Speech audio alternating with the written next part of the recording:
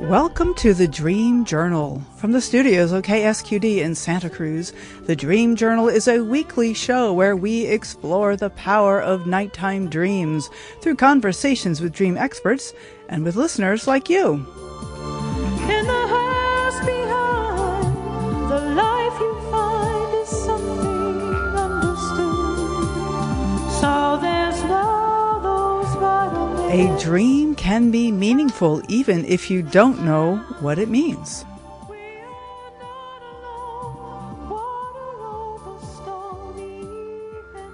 And today's live music in the background you'll hear is called Stand Through, created fresh by Rick Kleffel for you today.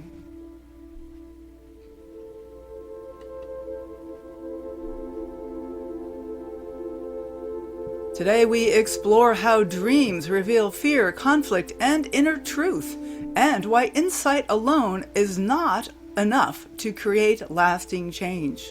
Meet Lincoln Stoller, a physicist, therapist, and an author. I am your host, Katherine Bell of Experiential Dreamwork, and welcome to the Dream Journal. I'm going to share a little piece of a dream that I had recently. I'm in a fancy house, and there's a hot tub, and I'm like, oh, I shouldn't turn it on. It's going to take too much power. It'll be too expensive. But in the dream, I go, why not? Just turn it on. Might as well enjoy things. And so for me, this has been kind of a touchstone into like noticing when I discount my own pleasure for some reason, for some rational reason, maybe for money or time or something like that, and just maybe giving myself the chance to have a little more pleasure in my life. Why not? I will say that today is my birthday, so it's extra special to be on the show today, taking pleasure in my favorite thing, the Dream Journal. I am your host, Katherine Bell of Experiential Dreamwork, and welcome to the Dream Journal. Our guest is Lincoln Stoller. Hi, Lincoln. Hi, Katherine. Thanks for coming on the show from Vancouver, Canada. Lincoln Stoller followed his PhD in quantum physics by studying with prophets and shamans around the world. After 2 decades as a software entrepreneur, he trained in neuropsychology, hypnosis, and psychotherapy. He publishes as a physicist and practices remotely as a therapist, counselor, and a coach. His book, which is the learning project Rites of Passage, won the 2019 Independent Authors Network Book of the Year. And you can find Lincoln at mindstrengthbalance.com. Well, Lincoln, let's start with your webpage, Mind Strength Balance. Why don't you say a little bit about that and what that means to you? Well, that's kind of the top level on which you hang explorations of change. Mm-hmm. And I've been a very, I guess you would say, aggressive person pursuing exploration and change. In yourself or in others, and how so? Well, myself. I remember as a teenager, I was on an airplane, and In-Flight magazine I was surprised to see an article about me. Huh? What? Yeah, I was surprised. I don't remember quite how it got there. Because I was doing mountaineering, I was climbing something, and I don't know how it got in there. But I say that because it's taken me a long time to realize how far out of the norm I am. Mm-hmm. I mean, we're all sort of discovering where we are, and you discover it by placing yourself in relationship with other people and other circumstances. Mm-hmm. That does lead back to dreams, but you could say I think this is somewhat important. I do follow my dreams in the colloquial sense of Sure. what you want to have happen, and I do think that's got to be expanded. You have to understand dreams in a broader sense. They're not just nighttime figments. They are elements of your life that are related to your dreams of achievement and accomplishment and being and purpose. Interesting to drawing these parallels between, well, as you say, colloquial meaning of dreams being your passions and things that you really wish for your life, and the nighttime dreams. And so, how do we make that connection? What have you in your life made that connection? Well, I'm always thinking of things along different lines. And there's a way of thinking about ourselves as having different personalities, a higher, a lower, and a middle personality. And this is traditional. You deify the higher personality, you demonize the lower personality, and then the middle personality, is kind of an odyssey through life. And these personalities uh, can emerge without being bidden. You can become dysregulated or upset. You can become ecstatic, or you can feel enlightened and purposeful, or depressed and anxious. And you try to keep on an even keel, I think it's fair to say. Yeah. But without exploring them all, you're not fully in touch with the other elements that affect you, or that of which you consist. Mm. You know, so if you have some traumatizing experiences, which we all do, and you you try to avoid them. If you had some bad experiences with people, or childhood, or accidents, you don't dwell on those. You don't recall those. You don't integrate them into your daily thought patterns because they're Well, not disruptive. consciously, but they're kind of there But sometimes that's as the these point. experience. Yeah, yeah. And they do impinge. And Hmm. I do think that's kind of what nighttime dreams are. They're a kind of uncensored exploration of the things that are the undercurrents to your normal state of mind. Which, Your undercurrents. Oh, I love that way of thinking about dreams. yeah, Do you have you any examples that you'd like to share with us of your dreams or clients' dreams that well, how they reveal undercurrents? there's always those. I think you could take any dream and tease it apart into its undercurrents. But so I'm a therapist, and I deal with people's problems, and I deal with people's presentations of themselves, trying to understand the disjunction or conjunction with their presentation. Hmm. And there's been a lot in the news about Marilyn Monroe's, is it 100th birthday? Maybe. Um, anyway, it, it's, she's an interesting character, and she represents an extreme. She wasn't your typical sex symbol. She wasn't your typical drug addict. She wasn't your typical movie star. Um, and as a therapy client, she would have been interesting, right? Because Hmm. she was very afraid. She was very outgoing. She was very sexual, but also she attempted to be intellectual. Anyway, very complicated. It reminds me of the danger of being an actor. If you're too much in playing the part, you lose your sense of self. Well, we all act in various parts of our lives. I mean, this is an extremely common dream theme for me and the many dreams that I've looked at over the years. That being on stage, being a performer, being some kind of an actor, we often take that on in our everyday life, but people who are professional actors, they train to project a certain something that's different than what's inside, and that is dangerous, as you I say. do think it's dangerous. There's so many stories of actors losing their keel, losing their balance, losing their mind. And I think I wouldn't do well with an actor because I would insist on reality. Uh-huh. And this is how I deal with clients.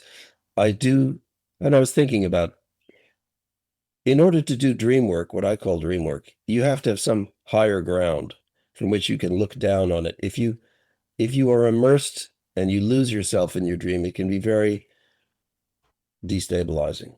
I mean, Mm. dreams are psychotic, right? They're crazy experiences. And if you lose yourself in a psychotic experience, at best you'll recover, but at worst you'll, be thrown into greater anxiety or depression or confusion or all the other things that are brought up in the dream. And I think those things are important because, as you said, they're foundational. They're swirling around in the background of your thoughts. So if you continue to avoid them, uh, well, they are you in a Mm. sense. They often say every character in your dream is a reflection of you, which doesn't mean you are them. You could be the opposite of them. They're some sort of foil, Mm-hmm. but they invite you to consider these situations. So, for example, Marilyn Monroe, I was thinking, like, what people do I know, have I known? Like, show those over the top presentations. And what have I done with those people? How do I relate to those people? Mm-hmm. How could you relate to them? And it makes me think of clients. I work best with clients who have, like I say, some foothold and stability. Mm-hmm. Or And some higher self. You were talking about the three levels of the self, so they have some perspective on who they are. Is that what you're saying? some ability to hold on to whatever perspective they choose. And usually, if they have some connection to their more courageous perspective. So this is when I work with people, I insist that they be committed and they be honest and they be responsible. Mm-hmm. And a lot of people can't do those to a certain degree. They're only committed to a point, they're only honest to a point, they're only responsible to a point. And if they fail in that regard, I have trouble. I Mm. I have trouble, which doesn't to say I'm not useful, but I have trouble knowing where we're going Uh-huh. if I'm not getting a clear signal from people. Well, for me, it comes back to the dream, and that if they present, they may have whatever presentation they have in the waking world, but the dream, like you said, reveals a lot, often the undercurrents. And so, by bringing those dream images um, into a session or talking with someone, working with your own dream images, we can like the dream I shared at the top of the hour, where I didn't think I deserved to turn on the hot tub. Like, so there's a level where I feel like I don't deserve the things that I get, and that I need to deserve something rather than just be loved for who I am. And so that's like a revealing thing. Well, you present that as a conclusion. There's a step before conclusion, which is just embracing the situation. What does it may not even mean anything. It may just be confusion. It may just be a sense of uncertain value. Hmm. So is it telling you anything? I think that's a big mistake. And that's kind of my, No, no, no. I don't think it's telling me something, and I agree with that. I think people often say their dreams. My dream are saying I should do more and more. I should do something different. I think the dreams may be showing me what I'm already doing, and the good news about this dream is that I am already saying yes. It just I have a hesitation before I say yes. So for me, it just highlights the level of the hesitation that I sometimes have. So I think a lot of dreams reveal hesitation. hmm Most dreams, I'm not sure I can quantify that, but many dreams reveal uncertainty. yeah, And they veer into fear or threat from that point. Um, but say they more about mostly, fear. Can you say a little more bit more about fear? Like, why is there some value in the fear of the dream? well, if you have if you're trying to organize your life, uncertainty means that you may be missing something or you may be making a mistake about something. And if it's a serious thing, then it has a threat of some consequence. Yeah. You may be missing an opportunity. You may be indulging in some deception, or any variety along that. You may be deceiving yourself. And I feel that dreams have mostly explored confusion, Hmm. and they don't have a message, as in a statement, or you rarely encounter your higher self in a dream. Sometimes you do. Sometimes you have these dreams where you feel inspired and all powerful and stuff, but they're kind of, like They're pretty rare. they're rare, like less than 20%, Yeah, if yeah, that. yeah. And then of course it's fluid because it can change moment by moment. So I would like, if I'm doing dream work with a client, to get a spectrum of their feelings. Uh-huh. Where are their strengths, where are their weaknesses, where are their fears, what are their hopes, and dare I say, dreams.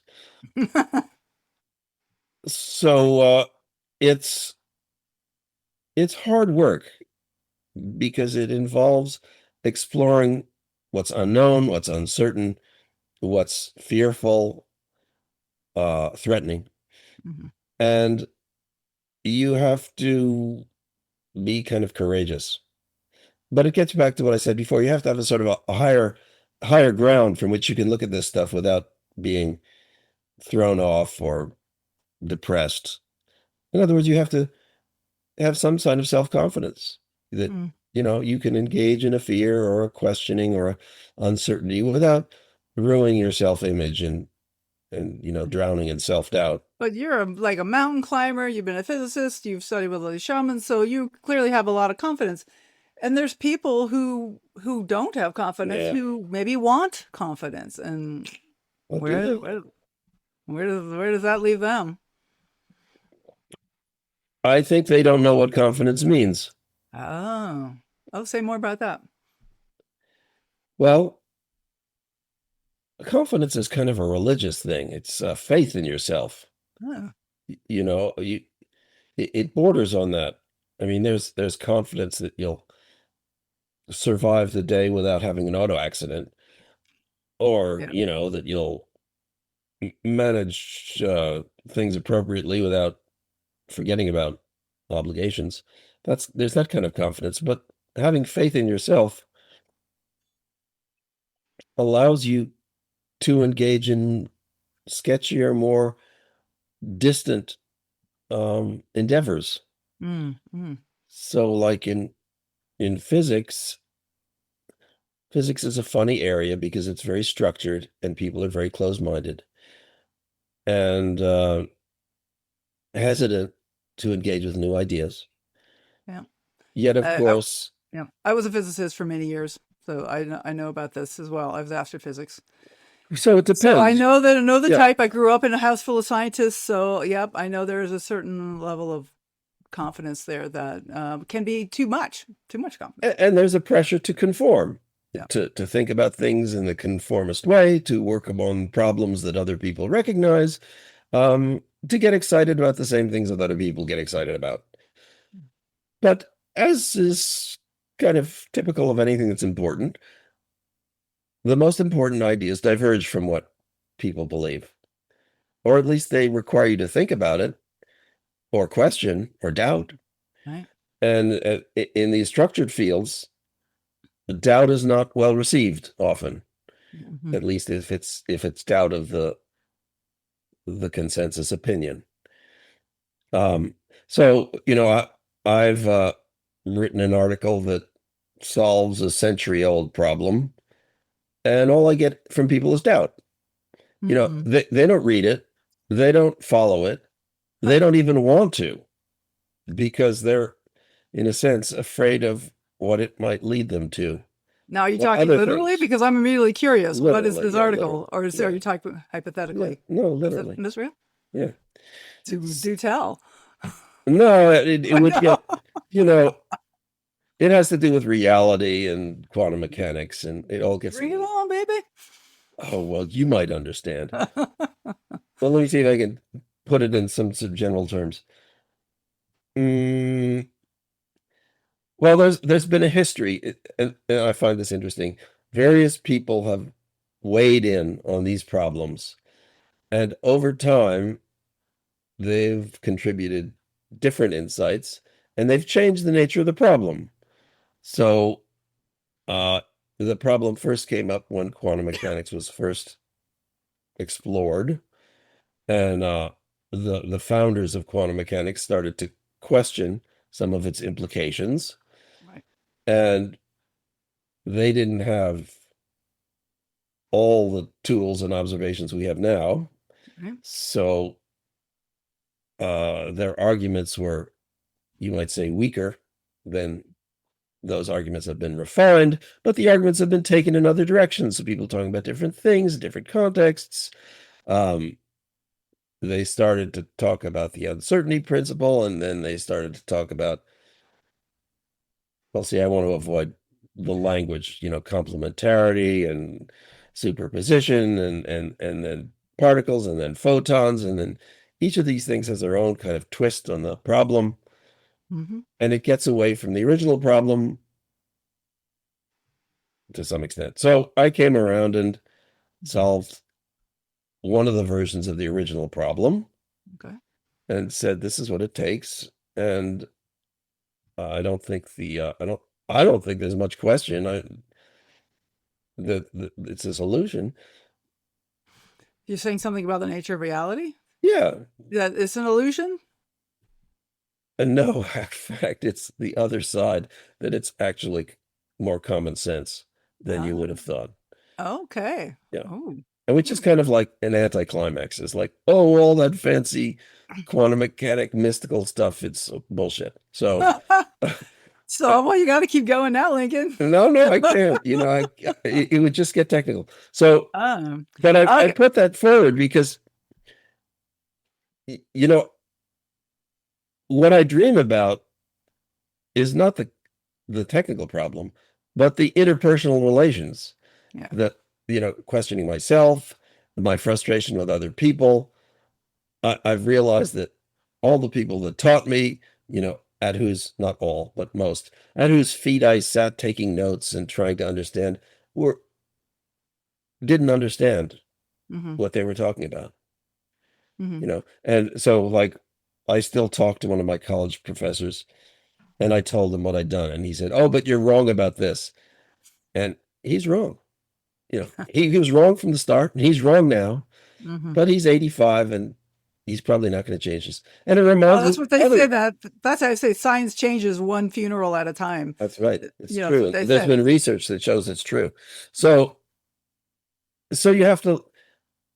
So now, how do you deal with this? Are you going to wait for them all to die? Unfortunately, you may die too.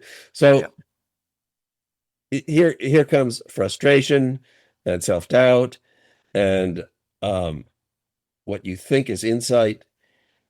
And those are the things I dream about at nighttime dreams, self-doubt. And I have strange dreams about, being on a train or falling off a train or being pushed to the back of the train.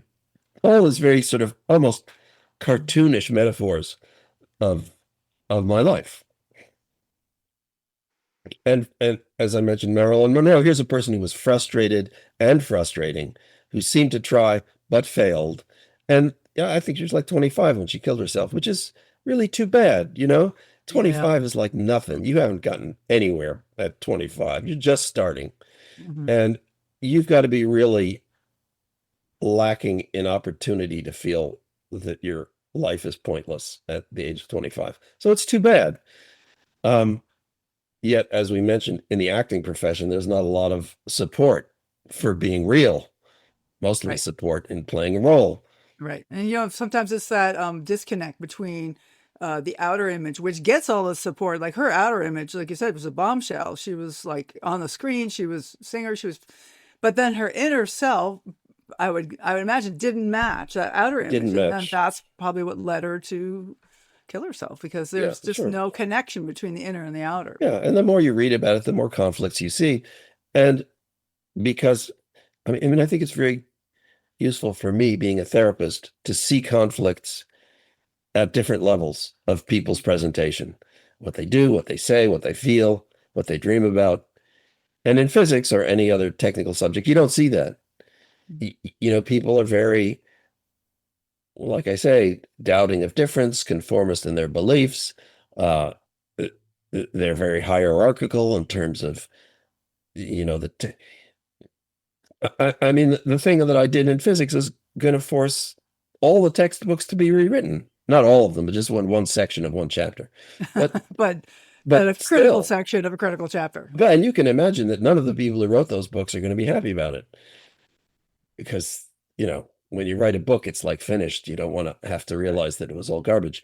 But You Lincoln, know, I want to say that this happens on the personal level too, and that like I identified myself as a scientist, and maybe you did too. While you were studying physics, I worked for NASA for 11 years. This was my whole identity. My family was a family full of scientists, and so this was like a really key identity of who I am as a human being. This is like a really key part of who I am. But then when that fell apart and it just wasn't working for anymore, then I had to go through like a kind of a death, like an inner death, to let that go and recreate myself as this dream person interested in dreams. And so like we can hold on to these visions of who we are for our whole lives sometimes, but the dreams can help to crack open where there's this disconnect between the inner and the outer. And that's what I have found so powerful, is that the dreams, as of when I was in I almost died because of a ruptured appendix. I was so disconnected from my body that I was like, I don't care. It doesn't matter. Pain doesn't matter. And I almost died. And it was like a huge wake up call that this inner stuff matters. yeah, And it was the dreams that kind of led me forward to find out who I really am as a person, rather than as a scientist or as an egghead, as I thought of myself. So this can happen on the personal level, but that's why death in the dream world can be such an evidence of transformation, because it takes death to like let go of the image of who we are. So I I'm was just going saying to that this bring that up. happens with individuals, not just culturally. So death is a big thing. Like I was into mountaineering. I didn't know why it seemed to be fortifying, but Mhm. also the relationship with death was kind of a touchstone. It wasn't death that was so important. It was the fact that you had to be responsible, attentive, and honest about the situation. Mhm. And then, you got these endorphins and exciting experiences, but you also dealt with real risk. And you also developed relationships based on real responsibility. Mhm. It's so common that mountaineers would say when they get married or have a relationship, I hope my relationship with my partner, my romantic partner, is as trusting and rewarding as with my climbing partners. That's a pretty high bar. No, and it never is because it's too complicated. It's too complicated. And often your romantic partners don't have the same buy-in. They're Mhm. not, it's almost contractual in a high risk sport that everybody knows what the risks are and what the dependence and responsibilities are. And that's not true in a relationship Right, where right, it's not appreciated. right. And that's been my Lincoln, personal failure. I have wished my romantic partners were mountain climbing types and they weren't.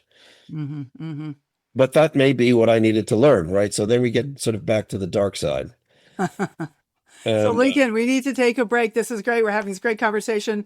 We're going to take a short break, and we'll pick it up afterwards. We're talking about reality and the who we are, and um, the dreams, and how they help to disrupt us in a healthy way, maybe move us closer to who we are. And one of the things I want to ask you about after the break is neurofeedback. I understand that you're involved in that to some degree, and how that can be helpful, and how that reveals some things about who we are. So Lincoln Stoller is our guest, and his book is called The Learning Project, Rites of Passage. The Learning Project, Rites of Passage.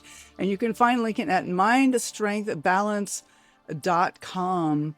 Next week, I will be at the big conference for the International Association for the Study of Dreams, so I will release a special pre-recorded show for you with IASD maven Dr. Gail Delaney. She will be talking about the founding of the IASD and about her powerful dream interview method of exploring dreams. The Dream Journal is broadcast live from the KSQD studios in Santa Cruz and co-broadcast live in San Jose by KCXU. We are podcast everywhere on the Monday after the show. Full-length videos of the conversations can be found on Spotify and also on my YouTube page at Experiential Dreamwork. We will be right back.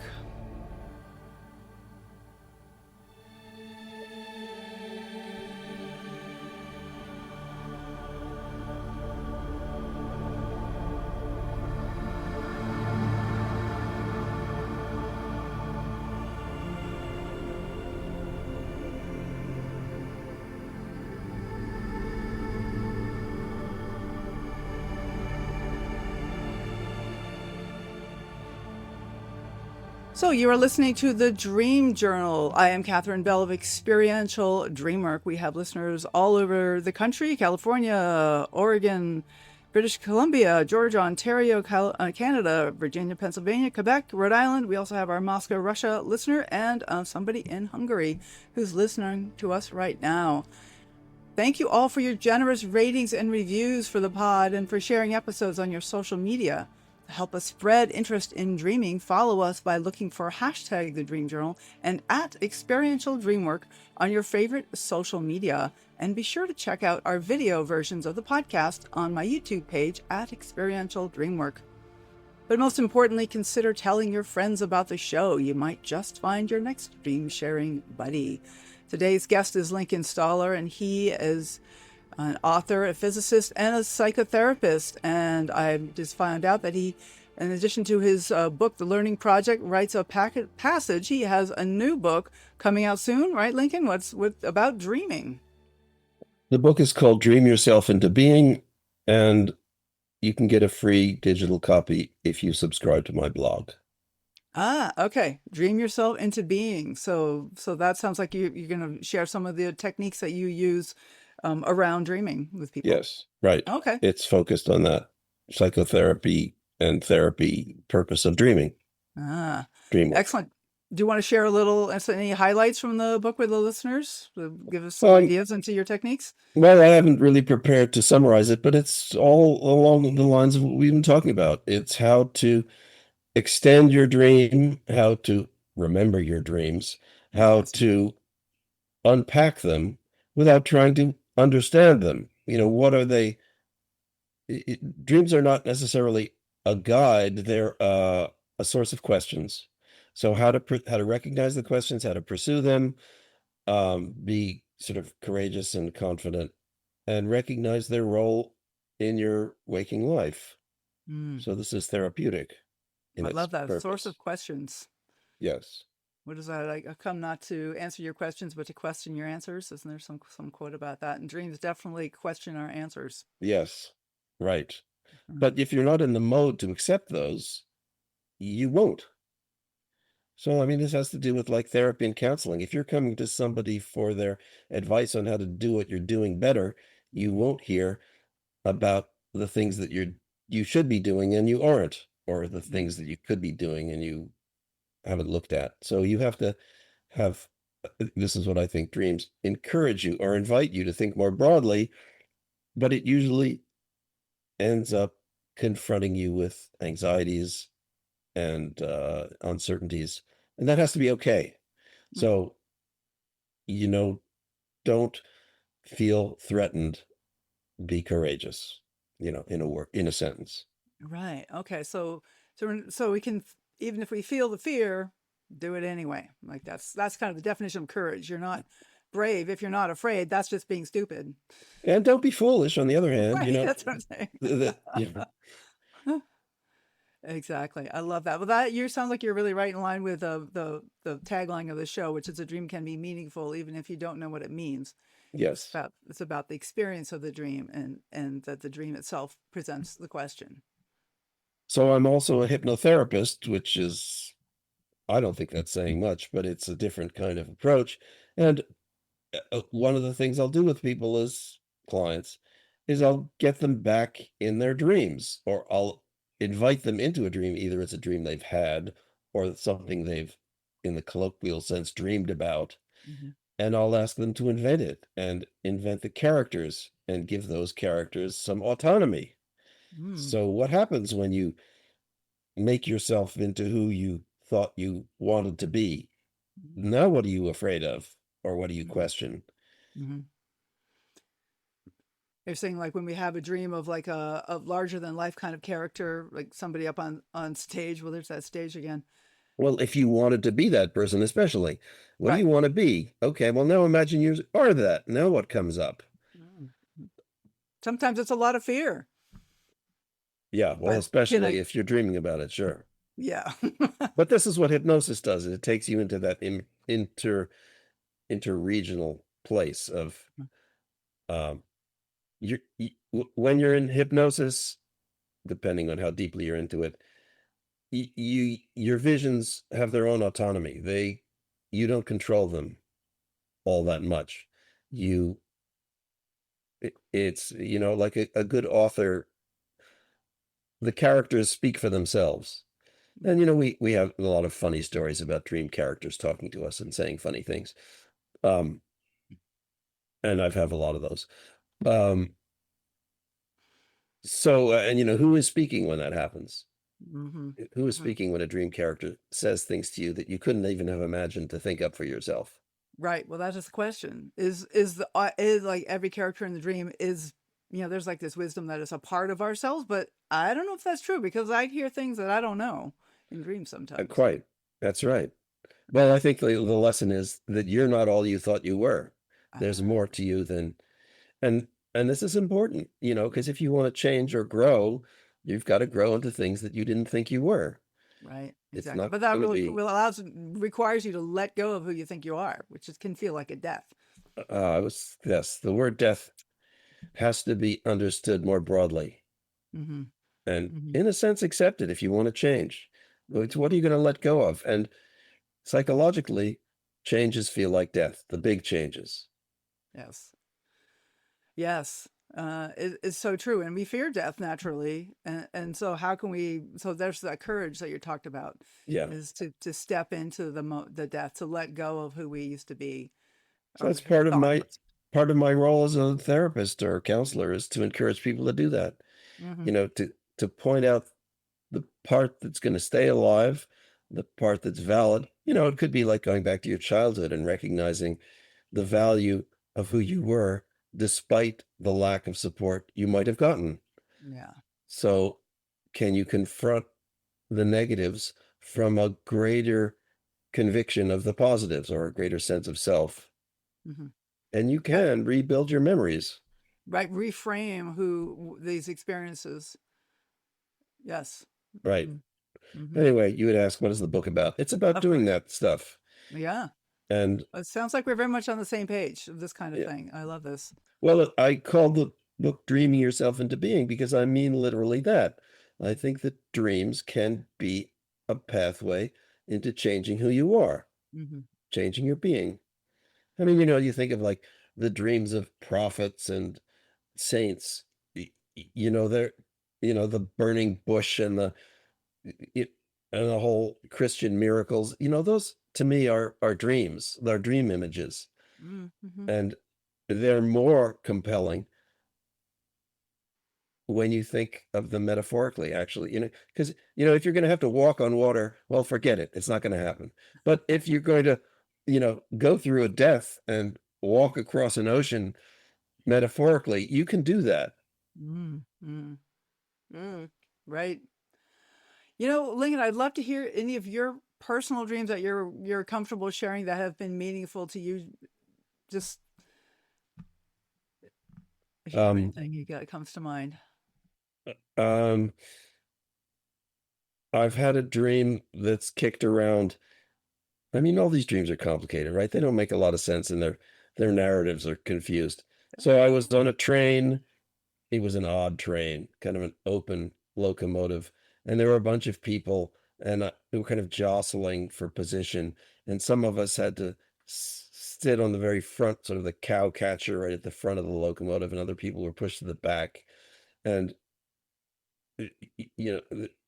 people's dreams are different, but in my dreams, they're pretty crazy. So then the train stops, and we get off. And I'm told I have to get a bicycle because, I'm not welcome on the train anymore. And I go to these bicycles and they're all these strange shapes that don't look comfortable and don't look like they would work. And I have to choose among them. But you can see, well, with some reflection, that this is my life, what vehicle am I going to choose to move forward? And am I comfortable with it? And then in the dream, I'm back on the train again, and I've jostled myself to a somewhat secure position at the front of the train. And, you know, why was it a train and why were the bicycles looking like sort of torture instruments? And I don't, I couldn't have made this up very effectively if I had to sit down and write it down. but in the dream, it happens spontaneously Right. and flawlessly almost, but in a sense of great confusion. Like I never know what's happening or why. And, very infrequently do I have a sense of agency. Mm-hmm. But I have more, and this is actually, I think, important part of dream work. If you do work at dreams, remembering them and engaging them, it seems that you do gain agency. You gain a little more presence in your dream. You still, it's still, it's still psychotic and crazy and wouldn't make sense in the real world, but you feel a little more enabled, at Yep. least if you do more work. And it's almost like you can speak to your dreams and whoever they are, and I do think that it's fair to consider them a different mind, they can speak back to you in their, it's been a science fiction theme, common science fiction theme. Why does the alien speak English? And it's Right. because we only speak English. If the alien wants to communicate, they've got to communicate in our language. Mm-hmm. And I think this is what, the dream is like an alien. The dream wisdom is an alien person in you that speaks English. Why do they speak English? Because that's the only thing you understand, or Mm-hmm. if not English, whatever language you do understand. And in a sense, not even a language. These visions and emotions are the currency of the dream because the language is too thin and too lacking in richness. Right, but the images are much more rich They're and rich, like they're the confusing, they're yep. fearful, they're anxious, and you couldn't describe them in an authentic way in a storyline, just by a narrative. Oh, I often think that I'm just grabbing little bits of whatever actually happened in my dream, and then my mind is immediately already transforming them before I even write them down. I'm sure I'm only catching the barest glimpses of what how complex and weird the dream is. I think it's so weird that my conscious mind can't really even get a handle on it. But I can get little bits of this, like a train. Oh, I know what a train is, or a bicycle with weird wheels. Like I can kind of translate that. I think there's something that the conscious mind is too simple to understand the richness that comes in our dreams. I had a dream. This is just one image in the dream where I'm following a little monkey through the underbrush, and I've given the monkey an apple core, Mhm. and it's leading me along a path. And I happen to be carrying a briefcase, dragging a briefcase behind me. Huh.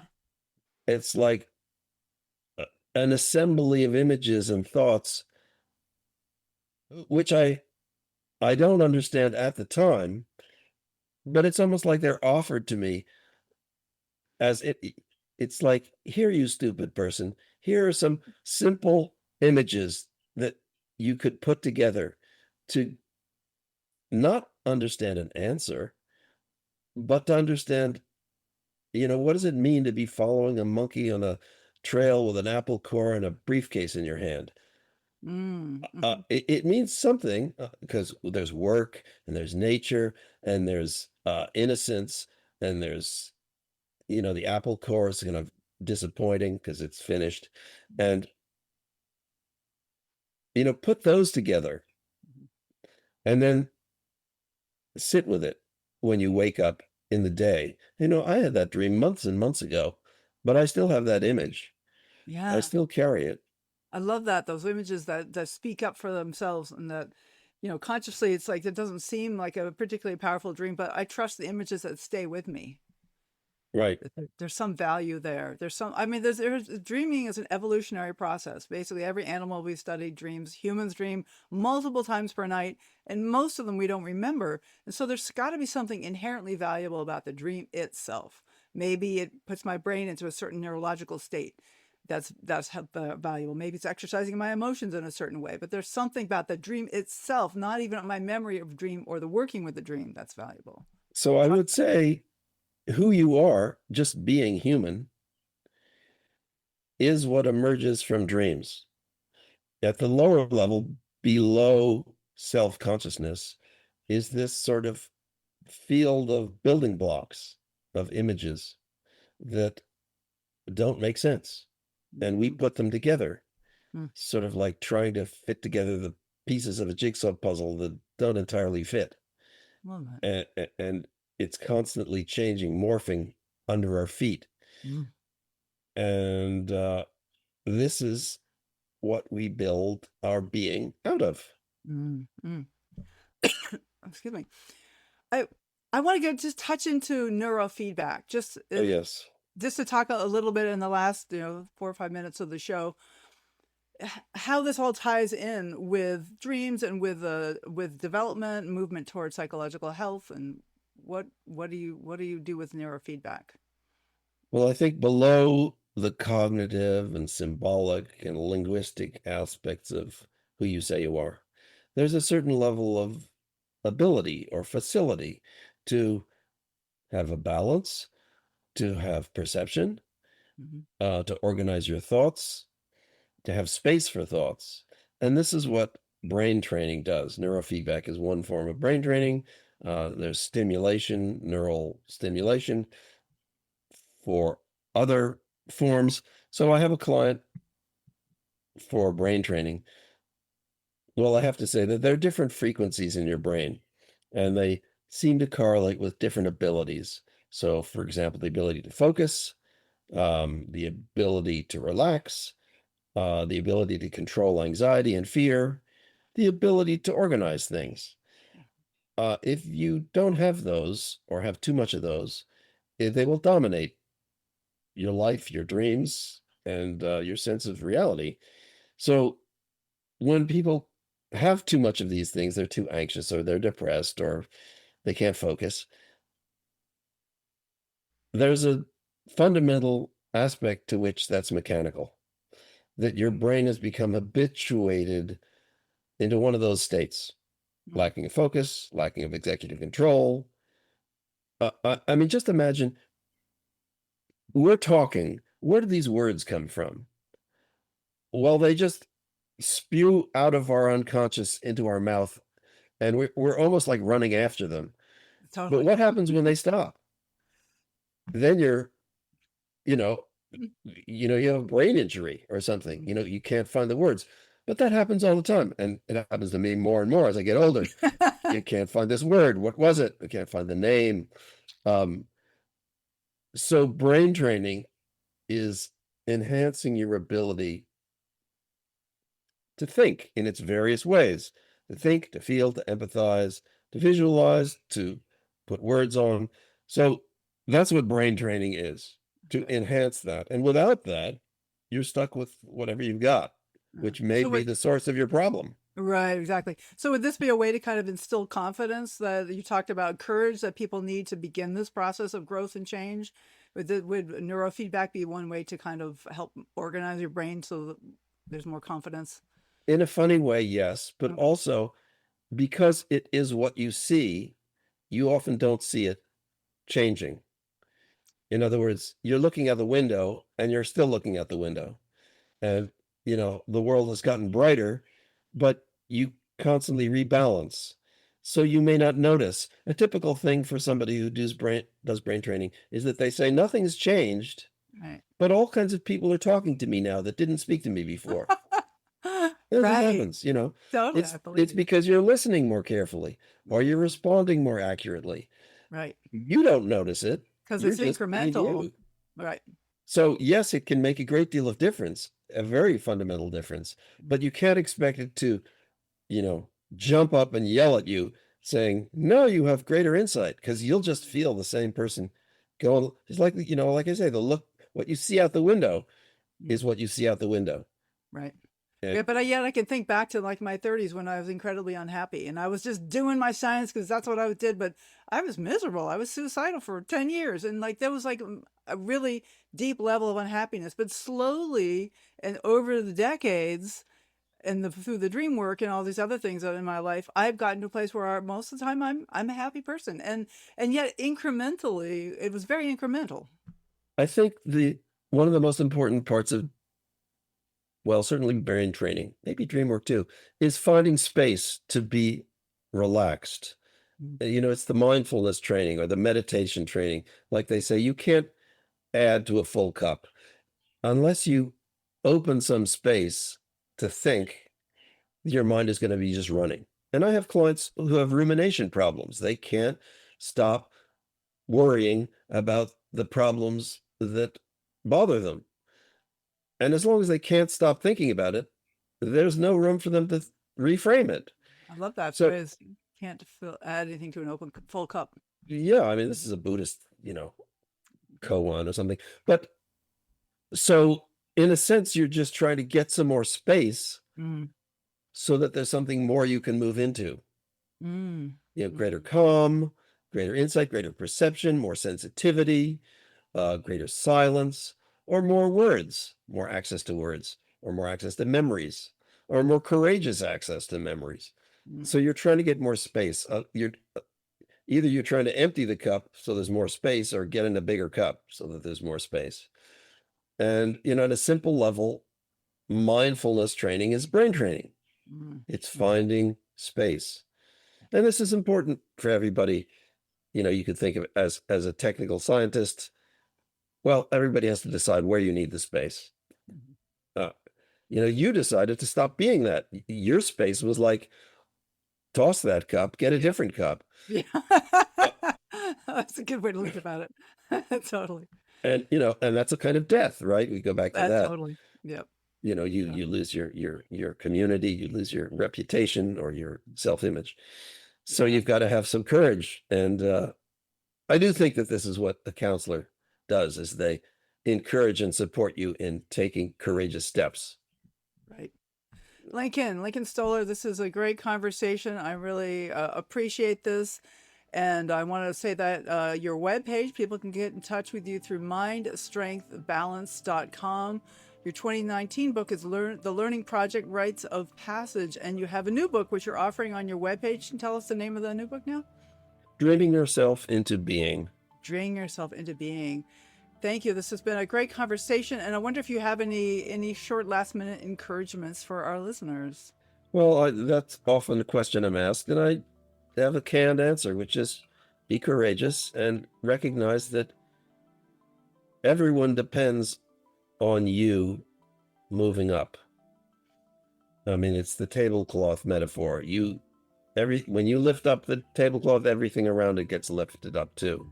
And a lot of things fall off the table. But, if that doesn't happen, progress doesn't happen and evolution doesn't happen. Great. So I would say everything gets better if you make the effort to change. I love that. Thank you. Thank you so much, Lincoln. You're welcome. All right. And thank you all for listening. The Dream Journal is produced at the studios of KSQD in Santa Cruz, and we are live every Saturday at 10 a.m. Pacific at ksqd.org. I am Katherine Bell. You can contact me at experientialdreamwork.com or at Katherine@ksqd.org. Keep up with the shows on Facebook, Instagram, LinkedIn, and especially on YouTube by following at Experiential Dreamwork and hashtag The Dream Journal. I'd like to thank Rick Cluffel, engineer and music creator, audio editing by Suki Westling, phones by Eric Nelson. Intro and outro pieces are both by Mood Science. And tomorrow morning, when you wake up, take a minute to write down your dream and bring it to the next Dream Journal.